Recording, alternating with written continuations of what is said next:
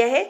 अभी इसमें हमें पानी दिख रहा है, इसे हम वापस कुक टॉप पे चढ़ा देंगे और इसका पानी सूखने तक हमें लगातार इसे चलाते रहना है। आँच को तेज ही रखा है मैंने और इसीलिए मैं इसको बिल्कुल भी नहीं छोड़ूंगी, नहीं तो ये जल जाएगा नीचे से। तो इसे हम लगातार चलाते हुए इसे पका लेंगे।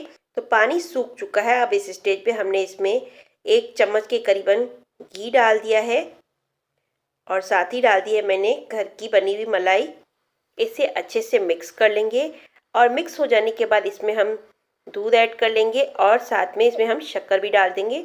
शक्कर आप अपने स्वाद अनुसार जितना मीठा पसंद करते हो उतने डाल सकते हैं। अब इसे हमें शक्कर के घुलने और दूध के सूख जाने तक पकने के लिए रख देना है। यहाँ पर मैंने फीका मावा ले लिया है, मेरी फ्रिज में पड़ा था तो मैंने डाल दिया है। ये बिल्कुल ऑप्शनल है क्योंकि हमने इसमें मलाई डाली है तो ये ज़रूरी नहीं है आप इस मावे को डालें। और कुछ ले लिया है मैंने नट्स, जिसमें कि मैंने पॉपी सीड्स, कैश्यू नट्स और आलमंड्स लिए हैं। मैंने बारीक बारीक इन्हें कट कर